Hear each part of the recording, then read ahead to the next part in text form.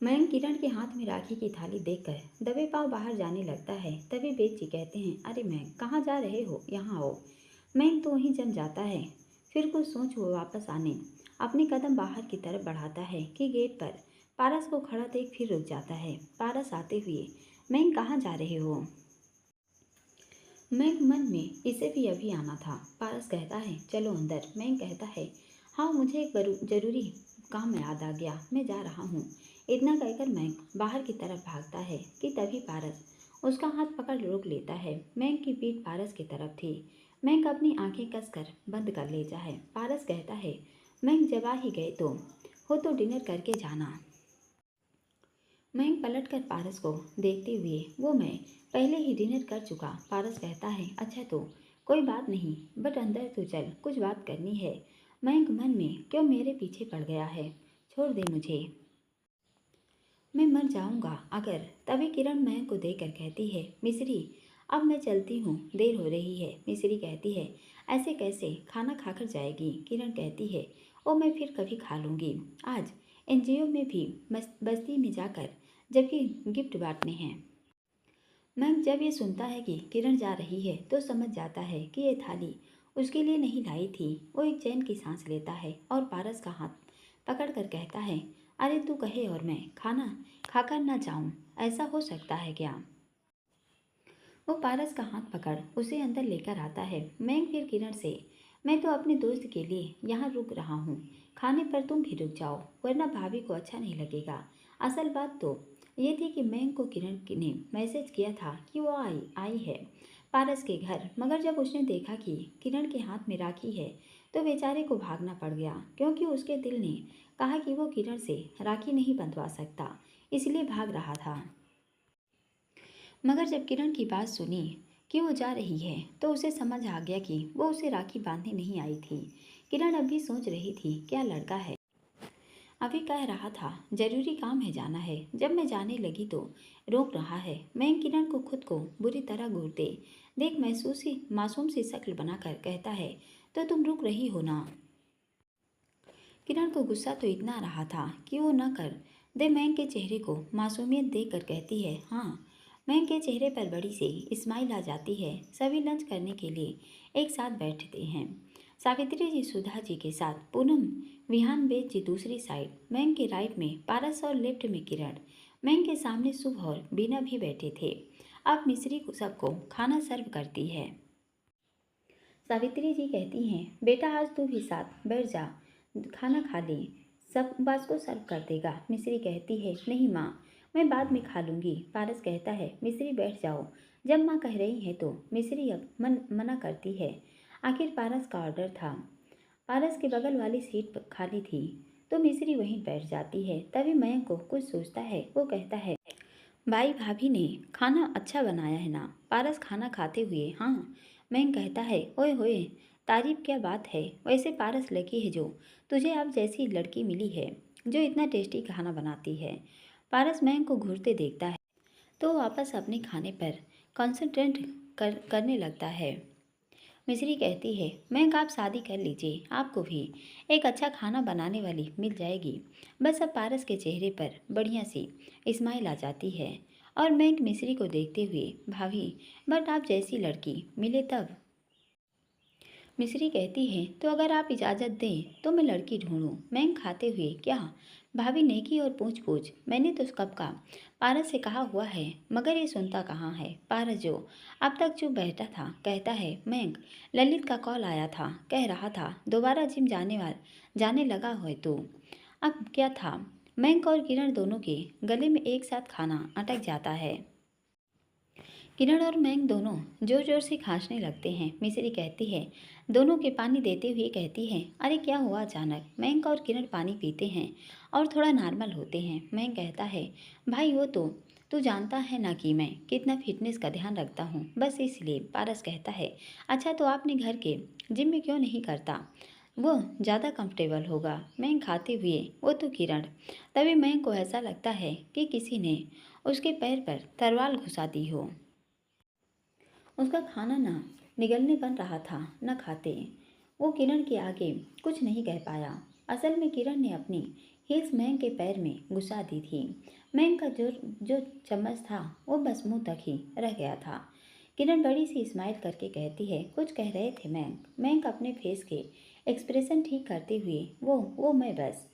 मगर उसके गले में आवाज़ नहीं निकल रही थी क्योंकि उसे दर्द हो रहा था। मैंग किरण की तरफ देख आंखों ही आंखों में कहता है, प्लीज छोड़ दो, नहीं बोल रहा कुछ। किरण तुरंत अपनी हील्स हटा लेती है। मैंग तुम चुप क्यों हो गए, बोलो। पारस ने फिर कोल्ड वायरस किया। मैंग धीरे से पारस के पास, क्यों मुझे जान से मारने की सोच रहा है? पारस जान अनजान बनते हुए, मैंने क्या किया? क्यों तू जिम नहीं जा रहा क्या? मैंग कहता है, हाँ जा तो रहा हूँ।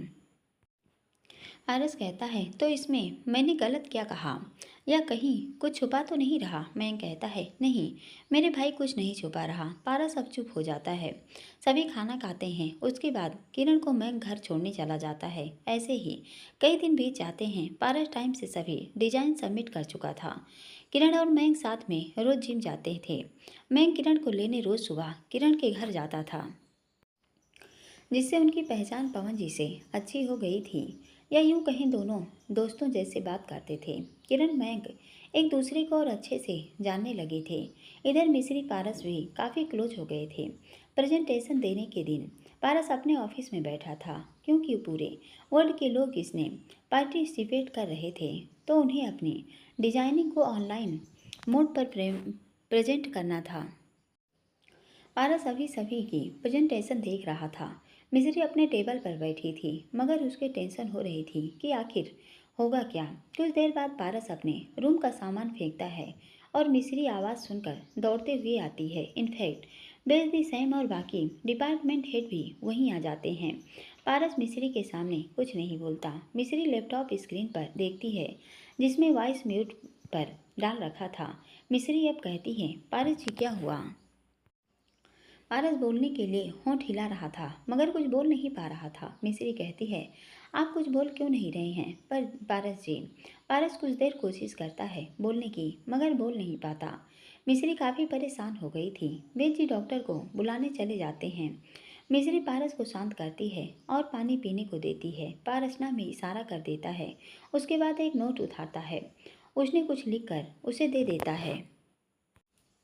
मिस्री उसे पढ़ते हुए कहती है, मिस्री हमारी प्रेजेंटेशन स्टार्ट होने वाली है, मगर मेरे गले में न जाने क्या हो गया है। अब ये मैं कैसे दूंगा? मैं तो पहले ही हार जाऊंगा। मिस्री पारस को परेशान होते देख कहती है, नहीं पारस जी ऐसा कुछ नहीं होगा। के कहता है, मैम मगर अब हम क्या कर सकते हैं? देखिए ना, हमारी टर्न भी आने वाली है। मिस्री खुद भी काफ़ी घबरा रही थी। पारस को फेस पर उसे परेशानी साफ दिख रही थी। वो कहती है, पारस जी आप परेशान मत होइए, प्लीज़ शांत हो जाइए। कुछ देर बाद डॉक्टर आते हैं, पारस को एग्जामिन करते हैं। डॉक्टर कहते हैं, देखिए इनके गले में कोई इन्फेक्शन हुआ है, जिसकी वजह से ये बोल नहीं पा रहे। मैं दवा लिख देता हूँ, आप लोग मंगा लीजिए। डॉक्टर वेद जी को रिलीफ देकर चले जाते हैं। वेद जी दवा लेने चले जाते हैं। पारस अभी परेशान हो रहा था। तभी केके कहता है, मैम हमारा नेम अनाउंस हुआ है, नेक्स्ट टर्न हमारा है, अब क्या होगा? पारस फिर अपने टेबल पर रखे सामान जमीन में फेंक देता है। उसके चेहरे पर गुस्सा दिख रहा था। मिस्री कांप जाती है और कहती है, पारस जी मत करिए ऐसा, प्लीज मत करिए, हम कुछ सोचते हैं। केके कहता है, मैम अब क्या होगा? मैम अब एक ही रास्ता है, आप प्रेजेंटेशन दीजिए। मिस्री हैरान होते हुए कहती है, क्या मैं? के कहता है, हाँ। पारस तुरंत मिस्री के पास आता है और उसका हाथ अपने हाथों में लेकर बड़े आस से उसे देखता है और फिर केके को। मिस्री कहती है, नहीं नहीं पारस जी, मैं कैसे, मैंने कभी नहीं दी। पारस फिर एक नोट लिखता है और देता है। मिस्री उसे पढ़ती है और कहती है, पारस जी नहीं मैं कैसे, हाँ मानती हूँ ये मैंने बनाई है, मगर मैं कैसे इसे। पारस मिस्री के सामने उसका हाथ थाम लैपटॉप स्क्रीन की तरफ देखता है, जैसे कह रहा हो, मैं हूँ तुम्हारे साथ, तुम कर सकती हो। मिस्री काफ़ी देर सोचती है। तभी केके कहता है, मैम अब बस 1 मिनट बाकी है, आप कर सकती हैं। इस कंपनी को आपकी ज़रूरत है, वरना पारस सर की सारी प्रॉपर्टी जादू के नाम हो जाएगी। पारस सर हार जाएंगे। मिस्री की आंखों में आंसू आ चुके थे। पारस उसके आंसू पोंछता है और उसके चेहरे को अपने हाथों में लेकर उसकी आंखों में देखता है। मिस्री भी उसकी आंखों में देख रही थी। उसमें भरोसा था, एक हिम्मत थी जो पारस बिना कहे उसे कह रहा था। मिस्री अपने आंसू पोंछती है और फिर जाकर टेबल पर बैठ जाती है। एक गहरी सांस लेती है और म्यूट माइक ऑन करती है। केके कहता है, मैम आप स्टार्ट कर सकती हैं। और हाँ, आप डायरेक्ट प्रेजेंटेशन दीजिए। मिस्री हाँ में सिर हिला देती है, मगर फिर लैपटॉप में देखते हुए कहती है, पारस जी इसने लोगों तो कुछ और आ रहा है। केके कहता है, अच्छा मगर ये कैसे? वो लैपटॉप में चेक करता है और फिर कहता है, मैम हो सकता है नेटवर्क इशू हो, इसलिए ऐसा हो रहा हो। मिस्री कहती है, अच्छा फिर प्रेजेंटेशन में कोई गड़बड़ हुई तो? केके कहता है, नहीं होगी मैम, आप स्टार्ट कीजिए, टाइम हो गया है। प्रेजेंटेशन शुरू होती है और पारस मिस्री के सामने चेयर पर बैठ जाता है और मिस्री को ही देखने लगता है। मिस्री के चेहरे पर झूलती जुल्फ़ें उसे काफ़ी अच्छी लग रही थी। मिस्री के बोलने का स्टाइल, उसके प्रेजेंटेशन देने का स्टाइल सब बिल्कुल पारस जैसा था। इसका एक कारण ये भी था कि मिस्री पारस की मैक्सिमम प्रेजेंटेशन में साथ रहती थी। मिस्री पूरे प्रेजेंटेशन देती है, फिर लास्ट में कहती है, थैंक यू एवरीवन, हम पा। इससे पहले ही पारस म्यूट बटन ऑन कर देता है और केके की तरफ देखता है। पारस नोट देता है। मिस्री नोट पढ़ती है जिसमें लिखा था, मिस्री प्यास लगी है, तुम पानी ले आओ, आगे की कन्वर्सेशन में टाइप करके कर दूंगा। मिस्री कहती है, ओके। मिस्री चली जाती है। पारस केके को इशारा करता है। केके कॉल करके कहता है, तुम स्टार्ट करो। कुछ देर बाद मिस्री पानी लेके आती है। पारस पानी लेता है, तभी बेची मिस्री को दवा देते हैं। मिस्री पारस को दवा देती है और फिर बेची से कहती है, जीजा जी ये कैसे हुए? मतलब सुबह तक तो ये बिल्कुल ठीक थे, अब अचानक। बेची कहते हैं, पता नहीं, डॉक्टर कह रहे थे इन्फेक्शन है। कुछ देर बाद मिस्री पारस को घर जाकर आराम करने को कहती है और अपने बाकी कामों में लग जाती है। पारस पार्किंग एरिया में आता है और अपनी कार में बैठते हुए एक बड़ी सी किलर स्माइल करता है और फिर केके को कॉल करके कहता है, रिजल्ट अपडेट कर देना। केके कहता है, ओके सर। मिस्री इधर परेशान थी कि न जाने पारस को अचानक हुआ क्या। रिजल्ट अनाउंस 1 घंटे बाद होने थे। इसी परेशानी में वो इधर से उधर घूम रही थी, क्योंकि अगर पारस हार गया तो वो खुद को कभी माफ़ नहीं कर पाएगी। तभी रिजल्ट अनाउंस होते हैं। कई सारी कंपनी इसके थर्ड राउंड पर तक पहुंच चुके थे। डिजाइनिंग राउंड में 3 कंपनी नंबर 1 पर थी। पारस की कंपनी एंड जादव की कंपनी, एमआर कंपनी और भी कुछ कंपनी जो को सिलेक्ट किया गया था। अब प्रेजेंटेशन राउंड में सभी सेलेक्टेड कंपनी का नेम लिया गया था। अब बारी थी प्रेजेंटेशन राउंड के फर्स्ट, सेकेंड एंड थर्ड की। अनाउंसमेंट शुरू होती है। 3 नंबर पर जाधव की कंपनी, 2 नंबर पर एमआर की कंपनी, 1 नंबर पर पारस की कंपनी। मिस्री पारस की कंपनी का नाम सुन खुश होती है और उछलने लगती है। केके कहता है, पारस को कॉल करता है और कहता है, सर रिजल्ट आ गए हैं। पारस कहता है, हाँ बोलो। केके कहता है, सर वो। पारस कहता है, हाँ बोलो। केके कहता है, सर वो रिजल्ट में जाधव की कंपनी थर्ड आई। पारस कहता है, हाँ। केके कहता है, और पारस कहता है, बोलो केके। केके कहता है, अपनी कंपनी फर्स्ट आई है। पारस कहता है, हाँ। केके बस हाँ, अरे इतनी इनकी कंपनी फर्स्ट आई है। पारस, और वो? केके कहता है, वो सेकेंड। पारस जिसके चेहरे पर एक भी स्माइल नहीं थी, वो सेकेंड मार्क सुनकर कहता है, ग्रेट, और फिर कॉल कट कर देता है। पारस की खुशी का ठिकाना नहीं था। वो जल्दी से अपनी कार से निकलता है। असल में पारस ऑफिस से बाहर गया ही था नहीं था। वो वहीं कार में बैठा रिजल्ट का वेट कर रहा था। अब वो सीधा मिस्री के पास जाता है और उसको गले से लगा लेता है। मिस्री ऑफिस के बीचों बीच खड़ी थी। सभी स्टाफ उन्हें क्लियर देख पा रहे थे। पारस जी, मिस्री ने धीरे से कहा। पारस मिस्री की नहीं सुनता और उसे बाहों में समेट लेता है। मिस्री, मैं बहुत खुश हूँ, बहुत बहुत। मुझे प्राउड है तुम पर, पारस ने खुश होते हुए कहा। मिस्री पारस के मुंह से आवाज़ सुन हैरान रह जाती है और कहती है, पारस जी, आपकी आवाज़। पारस की आंखें अब बड़ी बड़ी खुलती हैं। वो मिस्री से थोड़ा दूर होता है और वहाँ से चला जाता है। मिस्री मन में, इसका मतलब ये ठीक थे, फिर इन्होंने ऐसा क्यों किया? पारस कार लेकर कहीं चला जाता है। बेद जी आते हुए मिस्री से कहते हैं, मिस्री क्या हुआ? पारस जी ठीक थे, उनकी आवाज़ ठीक थी, उन्होंने झूठ कहा था मुझसे। मगर क्यों? मिस्री ने सोचते हुए कहा। बेद जी कहते हैं, अरे तुम बेकार परेशान हो रही हो। डॉक्टर ने कहा था कि पारस की आवाज़ कभी भी वापस आ सकती है। इस दवा से इसलिए आ गई। मिस्री कहती है, अच्छा। बेद जी कहते हैं, हाँ, और तुम फिक्र मत करो, पारस कभी तुम्हें झूठ नहीं बोलेगा। मिस्री को इस बात पर यकीन था कि पारस जो करेगा बस उसे धोखा नहीं दे सकता। इसलिए वो इस बात पर कोई रिएक्ट नहीं करती और न किसी से कोई सवाल करती है। जीत की खुशी में कुछ बड़ी कंपनी ने मिलकर एक पार्टी अरेंज की। सभी बड़ी बड़ी कंपनियों को इनविटेशन दिया गया। इसका एक रीज़न था कि वो लोग एमआर कंपनी की ओनर से मिलना चाहते थे, क्योंकि ये नाम मार्केट में पहली बार आया और जा आते ही सभी कंपनी को पीछे छोड़ दिया। इस पार्टी में जाधव, सीजा एंड साहिल भी आए थे। सीजा कहती है, आपको क्या लगता है जाधव कि कौन होगा एमआर कंपनी का ओनर?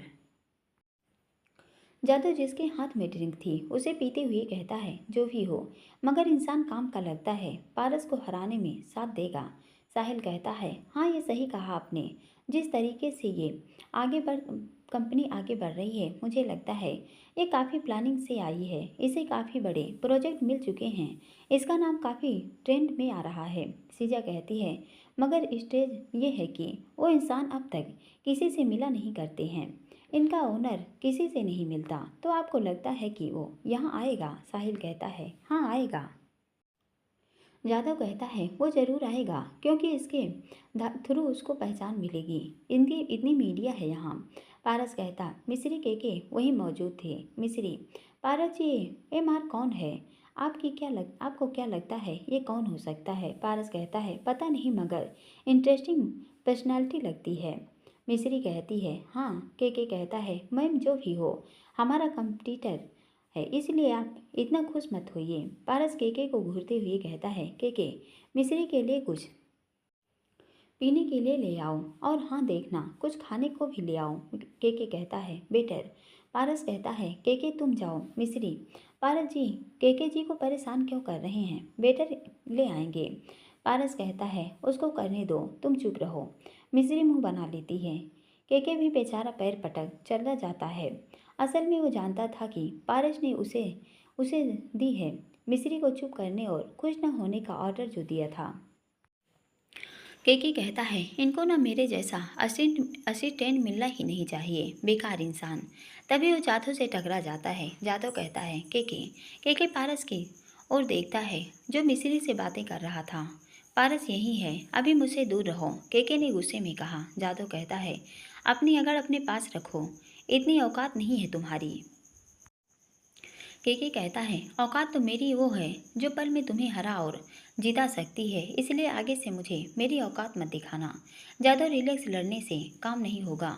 अगर पारस को हराना है तो मिलकर काम करना होगा। केके कहता है, समझदार हो, समझाओ इन्हें।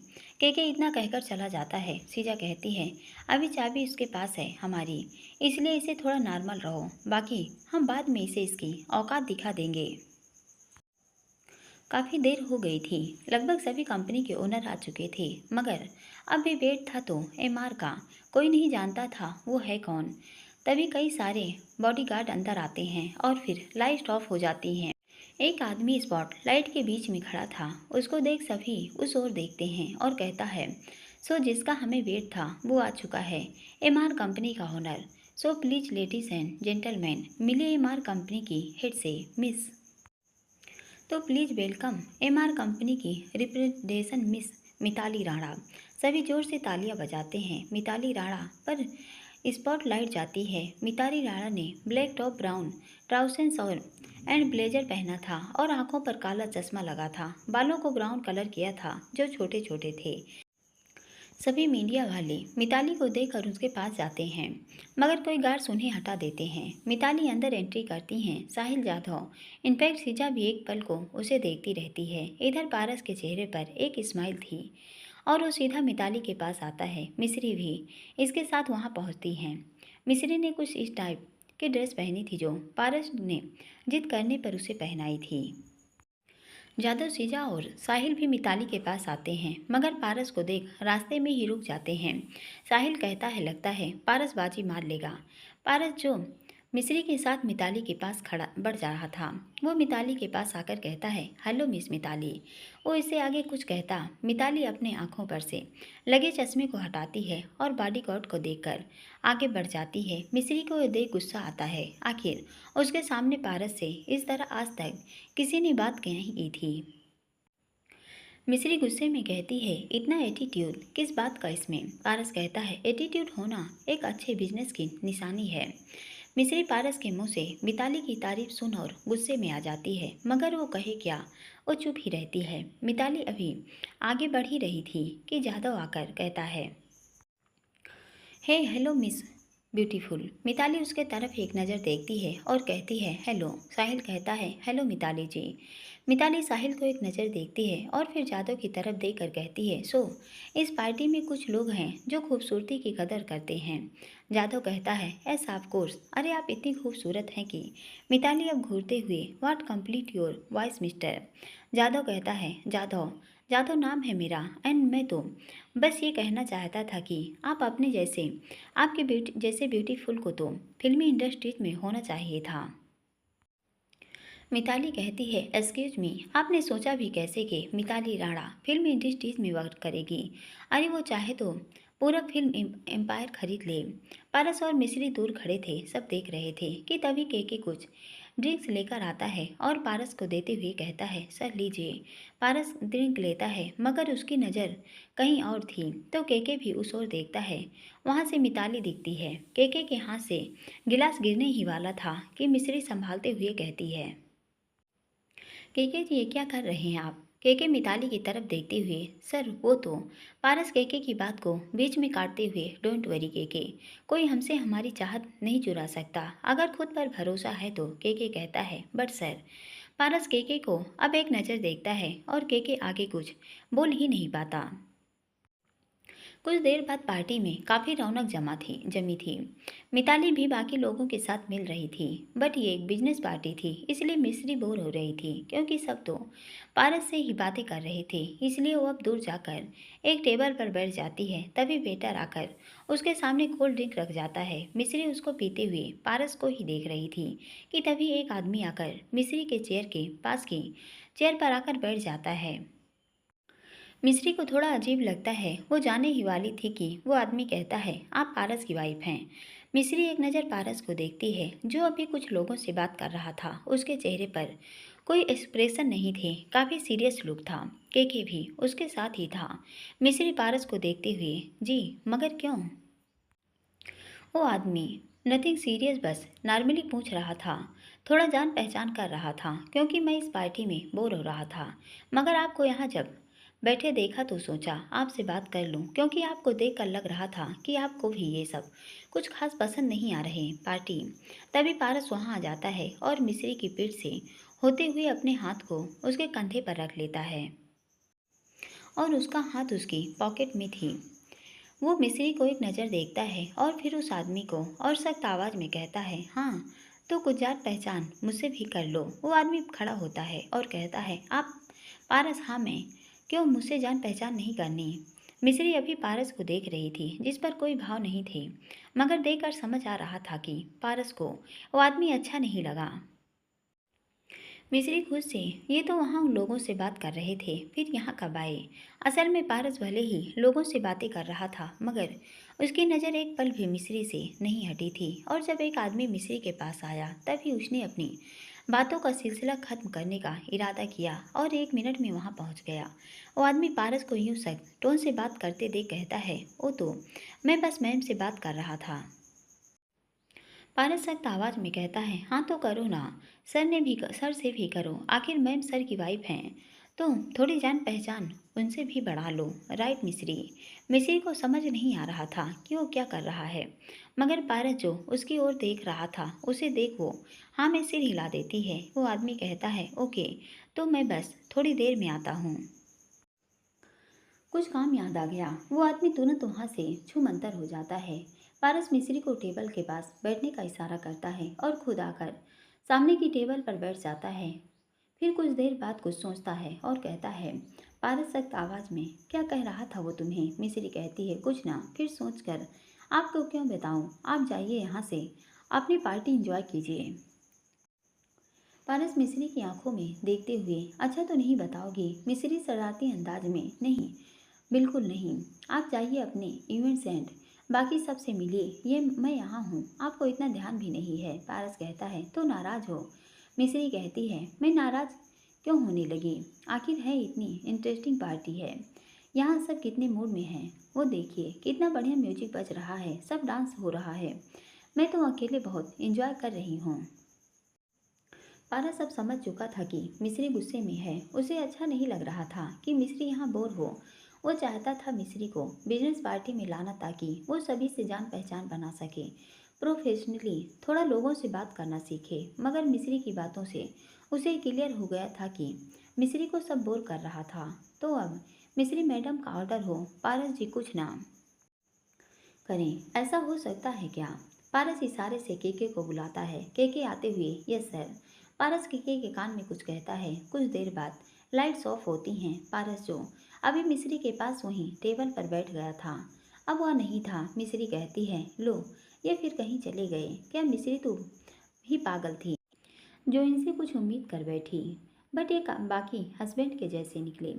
हमारी कोई कदर नहीं है, न जाने क्या सोचते हैं, क्या चाहते हैं ये मुझसे। तभी एक स्पॉट लाइट जलती है जिसमें आसपास कई लोग थे। गाने की म्यूजिक के साथ पारस हाथों में माइक लिए गाते हुए, चोरी से दिल को चुरा ले कोई जी चाहता है मेरा, चोरी से दिल को चुरा ले कोई जी चाहता है मेरा।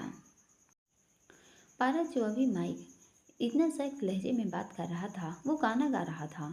देख मिस्री हैरान थी। पारस आगे गाते हुए, चुपके से अपना बना ले कोई जी चाहता है मेरा। पारस मिस्री के पास बढ़ता है जो एक बड़ी सी टेबल पर के पास बैठी थी। नज़र से देखा है सपना कोई, लगने लगा है हमको अपना कोई।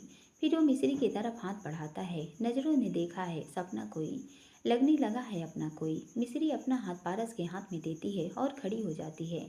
मगर अब भी वो उसे देखे जा रही थी, क्योंकि आज पहली बार उसने पारस के मुंह से गाना सुना था। मिस्री पारस की आंखों में देख रही थी, और पर कुछ इस आंखों में, चोरी से दिल को चुरा ले कोई जी चाहता है मेरा। तभी केके सबको इशारे करता है। एक एक करके सभी अपने अपने पार्टनर के साथ डांस करने स्टेज पर आ जाते हैं। पारस भी मिस्री को स्टेज के पास ले जाते हुए गाता है। कोई धुन मोहब्बत की बजने लगी, ओए एम तो महफिल में सजने लगी, कोई धुन मोहब्बत की बजने लगी, ओ ये तो महफिल ये सजने लगी। फिर माइक केके को देते हुए मिस्री के हाथ को अपने कंधे पर रख देता है और अपने एक हाथ से उसके हाथ को थाम लेता है और अपना एक हाथ उसकी कमर पर रख देता है। पारस के छूने से मिस्री के शरीर में तितलियां उड़ने लगती हैं। पारस फिर मिस्री से हुई उसकी पहली मुलाकात याद करते हुए गाता है, सोचा न था मेरे दिल ने कभी यूं अच्छा लगेगा कोई अजनबी। पारस मिस्री की आंखों में देखकर गा रहा था। मिस्री को शर्म आते हैं तो उसे थोड़ा झुका लेती है, जिससे उसके मिस्री के चेहरे पर उसके बाल बिखर जाते हैं। पारस गाते हुए, चेहरे से जुल्फे हटा ले कोई जी चाहता है मेरा, चुपके से अपना बना ले कोई जी चाहता है मेरा। मिस्री वापस थोड़ी नजरें उठा पारस की आंखों में देखने लगती है। पारस कदम से कदम मिला मिस्री के साथ डांस कर रहा था। मिस्री पारस की नज़रों में उसके लिए प्यार साफ देख पा रही थी, इसलिए वो अपनी पलकें शर्म से थोड़ा झुका लेती है। पारस को मिस्री को यूँ शर्माता देख बहुत अच्छा लग रहा था। वो जाता है, उठा के वो पलकें झुकाने लगे, कोई बात मुझसे छुपाने लगे, उठा के पलकें वो झुकाने लगे, कोई बात मुझसे छुपाने लगे। उनको खबर ही नहीं है कि वो मेरे दिल पे बिजली गिराने लगे, जी भर के मुझको सता ले कोई। सच ही तो था पारस के दिल में मिस्री के लिए जो प्यार था। फिर मिस्री का यूं शर्माना उसे मदहोश कर रहा था, मगर वो जानता था कि अभी समय नहीं है, और ये सोचते ही उसके दिल पर हजारों बिजली गिरती हैं। फिर मिस्री फिर पारस की आंखों में देखने लगती है। पारस गाते हुए, जी चाहता है मेरा, चुपके से अपना बना ले कोई जी चाहता है मेरा। पारस आगे गाते हुए, नजरों ने देखा है सपना कोई, लगने लगा है हमको अपना कोई, नजरों ने देखा है सपना कोई, लगने लगा है हमको अपना कोई। गाने की धुन बजने लगी थी कि तभी पारस मिस्री के से कहता है, तो सुना क्या चाहता हूँ मैं। वो मिस्री के कानों में धीरे से कहता है। मिस्री हाँ में सिर हिला देती है, क्योंकि मुंह से सब निकालने की उसमें हिम्मत ही नहीं थी। पारस अब मिस्री के कानों के पास आकर कहता है, और वैसे भी बहुत कुछ चाहता हूँ, मगर वो सबके सामने कहना ठीक नहीं रहेगा ना। मिस्री का चेहरा और ब्लश करने लगता है। मिस्री समझ गई थी कि पारस क्या कहना चाह रहा है। इधर मैं किरण के साथ एयरपोर्ट पर बैठा था।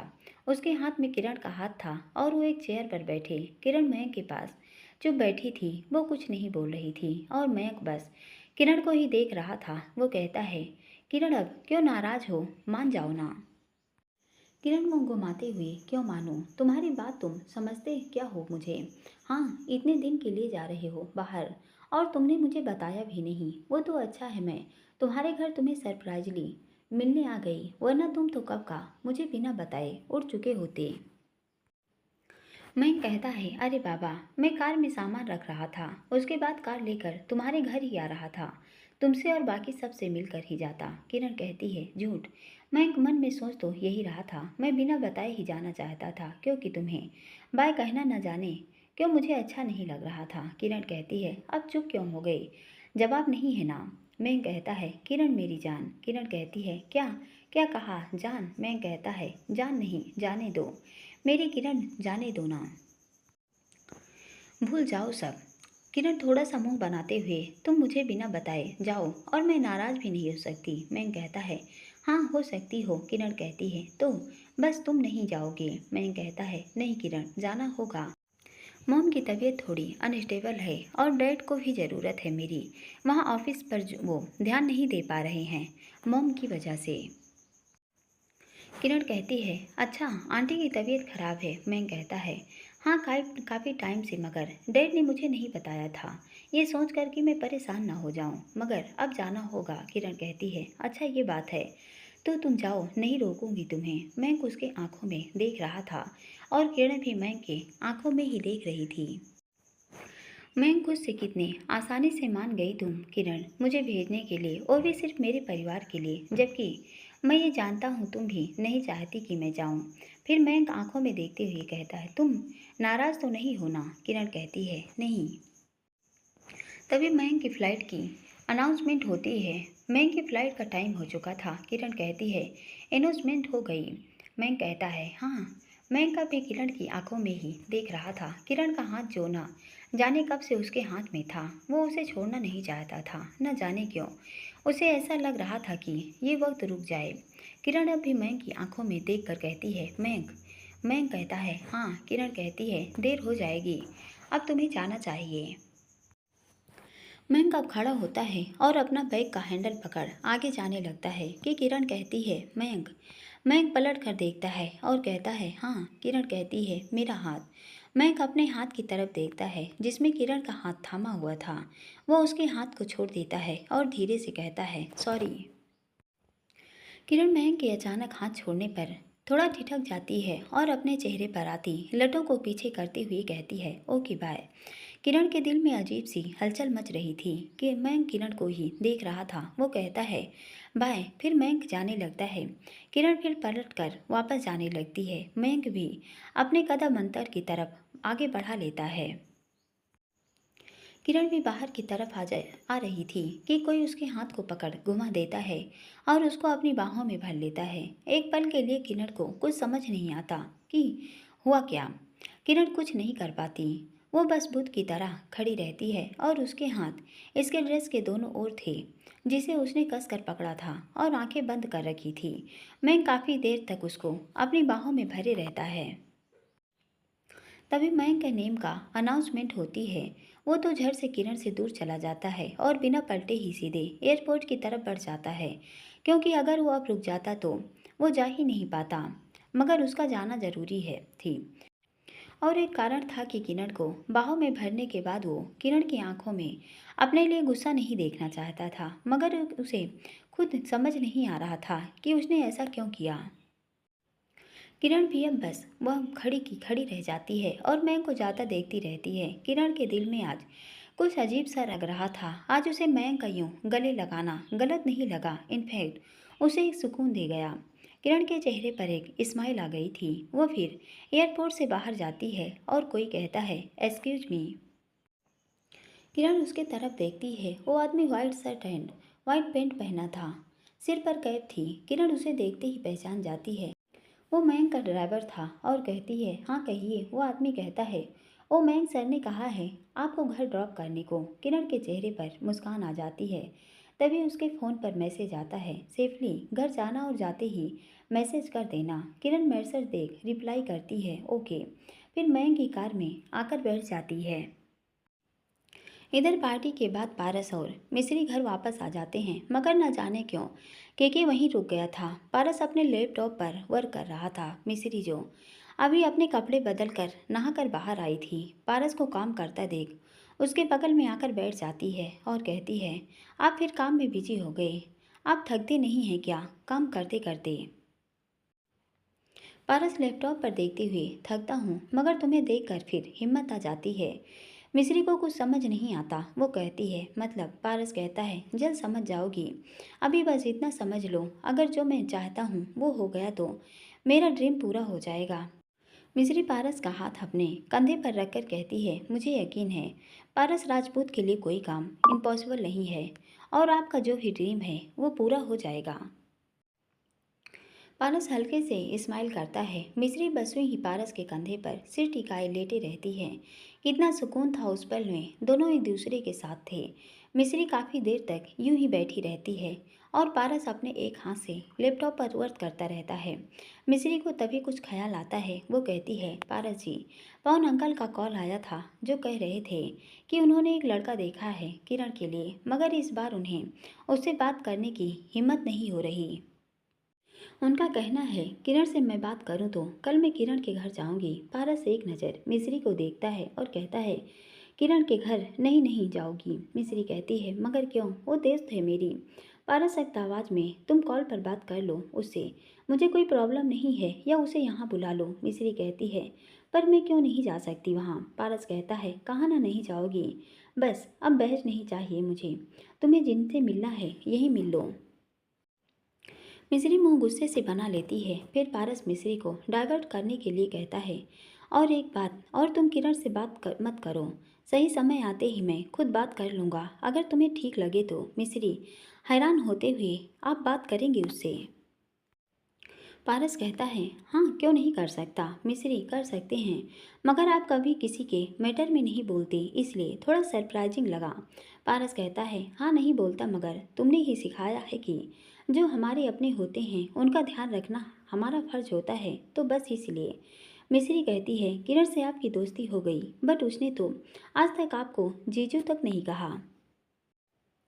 पारस कहता है हाँ क्योंकि उसने कहा है कि जिस दिन मैं वो करके दिखाऊंगा जिससे उसे ये लगे कि मैं तुम्हारे काबिल हूँ, तभी वो ये कहेगी। सो मिस्री कहती है तो आपने सोचा इससे वो मान जाएगी। पारस कहता है नहीं। मिस्री कहती है फिर। पारस कहता है वो तुम जल्द समझ जाओगी, अभी रात बहुत हो गई है, सो जाओ। मिस्री कहती है कि आप हर बार में सस्पेंस बना देते हैं, सीधे सीधे नहीं बता सकते आप। पारस कहता है हाँ सस्पेंस नहीं सरप्राइज, और मुझे लगा तुम्हें सरप्राइज पसंद होंगे, आफ्टर और सभी लड़कियों को पसंद आता है। मिस्री पारस के नाक पर हल्के से उंगली मारते हुए मुस्कुराकर वहाँ से झट से उठकर चली जाती है और कहती है पारस राजपूत, मैं बाकी लड़कियों से अलग हूँ। पारस मिस्री की इस हरकत से हल्के से मुस्कुराता है और वहाँ से लैपटॉप बंद कर मिस्री की तरफ बढ़ते हुए तुम बाकियों से अलग हो हाँ।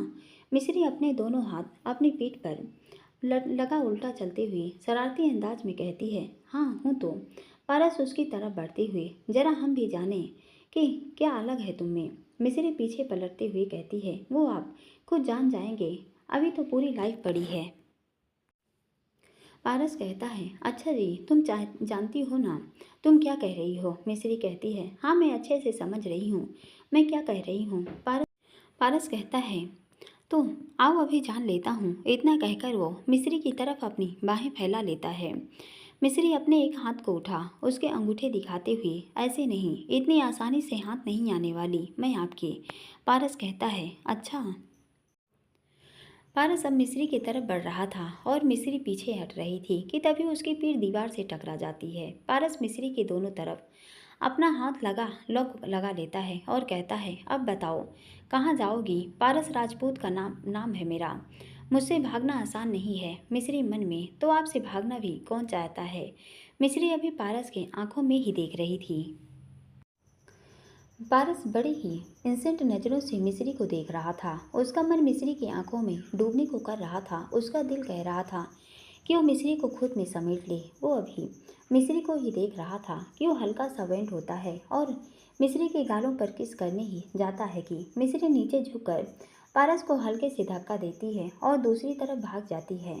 पारस उसका हाथ थाम लेता है और उसको झटके से अपने तरफ खींच लेता है। पारस के यूं अचानक खींचने से मिस्री थोड़ा सा घबरा जाती है और कहती है, पारस जी।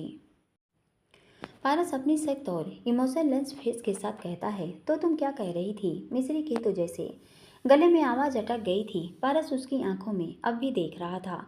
मिस्री भी बिना पलके झपकाए उसे ही देख रही थी। पारस जब काफ़ी देर तक मिस्री को चुप देखता है तो कहता है, मिस्री। मिस्री पारस की आंखों में देखती हुई कहती है, हाँ। उन दोनों की नज़रें अभी एक दूसरे को ही देख रही थी। पारस मिस्री को अपने एकदम करीब कर लेता है और कहता है, मुझे तुम्हें कुछ दिखाना है। मिस्री पारस के इस जवाब से हैरान रह जाती है क्योंकि इस सिचुएशन उसने पारस से ये उम्मीद नहीं की थी। हाँ, हमारी मिस्री आज थोड़ा शरारत के मूड में थी और हमारे पारस ने ये सोच लिया था कि वो मिस्री के करीब जब ही जाएगा जब मिस्री खुद उसे मजदूरी देगी।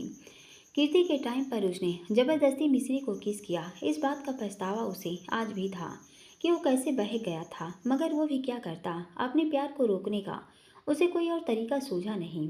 और उसके बाद वो जितनी बार मिस्री के करीब आया सिर्फ उसकी मर्जी से।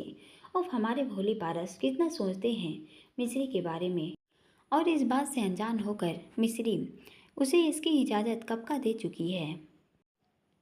मिस्री जब काफ़ी देर तक जवाब नहीं देती तो पारस फिर कहता है, मिस्री। मिस्री कहती है, जी पारस जी। पारस कहता है, तुम्हें कुछ दिखाना है, चलोगी? मिस्री कहती है, जी।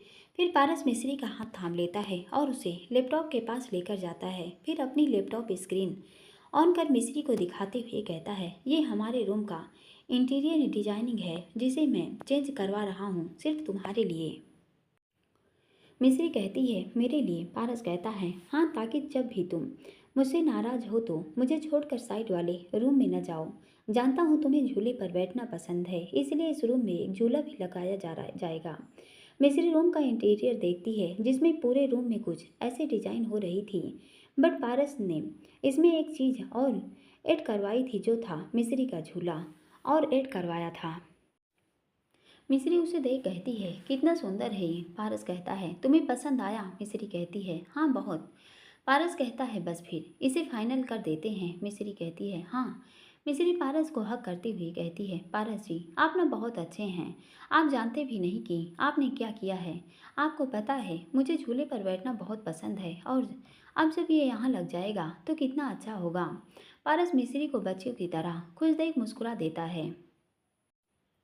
वो अभी पारस के गले लगी ही हुई थी। पारस के दोनों हाथ मिस्री के पीठ पर थे और पारस के का हाथ कमर को कस कर हक किए हुए थे। उसको मिस्री का उसके यूं करीब आना मदहोश कर रहा था, मगर तभी मिस्री उससे दूर होती है और कहती है, पारस जी, वो रात बहुत हो गई है, हमें सोना चाहिए, कल ऑफिस भी जल्दी जाना है। इतना कहकर मिस्री अपने बेड पर जाकर चादर ओढ़ कर लेट जाती है और अपनी आंखों को बंद कर लेती है। पारस मिस्री के चेहरे को साफ देख रहा था। वो मन में कहता है, वो थाम कर मुझे अपनी बाहों में मदहोश कर गए।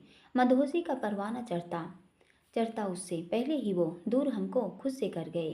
कैसे संभाले इस दिल को जो पल पर तरसता है उसे पाने को, उसकी आंखों में झरने डूब उसके लबों के रस को पी जाने को। मगर गुस्ताखी हम कर गए, एक बार जिसे न दोहराए, दोबारा बस इसी डर से दूर रहते हैं उससे, और कहते हैं उसके हाँ का इंतजार कर उसे पाने को। जब मिलेगी हमें इजाज़त उन्हें अपने करीब लाने की, तो मिलेगी उन्हें सज़ा हमें पल पल तड़पाने की। रात काफ़ी हो गई थी। मैं को फ्लाइट यूरेस के लैंड पर कर रही थी। वो अपनी कार में बैठता है और अपने घर आकर चेंज कर थोड़ा फ्रेश होकर हॉस्पिटल के लिए निकलता है। फिर अपने फ़ोन में कुछ चेंज करने लगता है कि तभी उसके फ़ोन की स्क्रीन पर वो किरण के साथ अपनी इस तस्वीर देखता है जो उसने जिम में ली थी। एक पल को उसके चेहरे पर मुस्कान आ जाती है और आज एयरपोर्ट पर बिताए पल याद आते हैं जिसमें किरण उसे नाराज़गी जता रही थी। और फिर किरण से उसका गले लगना। तभी मयंक को याद आता है उसने किरण को प्रॉमिस किया था कि फ्लाइट लैंड होते ही वो उसे कॉल करके बताएगा। मयंक खुद से बेटा मयंक तू तो गया, अब ये न जाने क्या क्या सुनाएगी। वो डरते हुए कॉल करता है मगर किरण तो किरण है, वो तो सो चुकी थी क्योंकि एनजीओ के आज उसने काफ़ी काम किया था साथ में मैं के साथ। एयरपोर्ट से जब वापस आई तो पवन जी ने उसे अपने कई सारे काम करवा दिए। अब बेचारी इतना थक गई कि बेड पर लेटते ही नींद आ गई थी। वो किरण को कॉल करता है मगर वो उठाती नहीं है। फिर वो कई कॉल्स करता है मगर किरण कॉल पिक नहीं करती, फ़ोन साइलेंट पर था इसलिए। मैं कहता है बेटा मैं ये तो फिर नाराज़ हो गई, अब इसे कैसे मनाऊंगा। किरण तो बेफिक्री से बिंदास सो रही थी और मैं बेचारे की सोच सोच कर हालत खराब। वहीं दूसरी तरफ नीति जो रात में लेट नाइट विशाल से कॉल पर बात कर रही थी और विशाल अपने बेड पर लेटे हुए चादर को चेहरे को भी ढके फ़ोन कानों पर लगा धीरे धीरे फुसफुसाते हुए बात कर रहा था क्योंकि अगर किसी को पता चल गया तो वो गया काम से।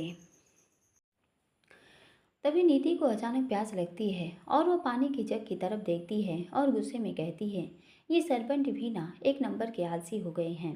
विशाल कहता है क्या हुआ नीति। नीति कहती है कुछ नहीं, वो प्यास लगी थी और पानी नहीं कमरे में। विशाल कहता है जो जाकर ले आओ, इसमें कौन सी बड़ी बात है। नीति कहती है मगर जब सर्वेंट हैं तो ये लोग अपना काम क्यों नहीं ठीक से करते। मुझे लगता है ब्रो से इनकी कंप्लेन करनी होगी। नीति जग उठा नीचे जाने लगती है मगर उसके कान में फ़ोन अब भी लगा हुआ था। विशाल मैं कह रही हूँ इन सर्वेंट को डांट पड़वानी चाहिए, आखिर जिस काम के लिए रखा है वो वही नहीं करते। विशाल कहता है नीति देखो हो जाती है गलती सबसे। नीति कहती है पर इनकी वजह से मुझे अपने काम खुद करने पड़ते हैं। विशाल नीति की इस बात पर चुप हो जाता है।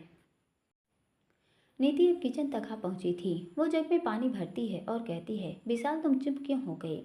विशाल कहता है नीति तुम्हें मेरे घर की काम खुद ही करना होगा, यहाँ तुम्हें कोई सर्वेंट नहीं मिलेगा। क्या तुम सच में मेरे साथ एडजस्ट। नीति को अब समझ आता है कि वो क्या बोल गई।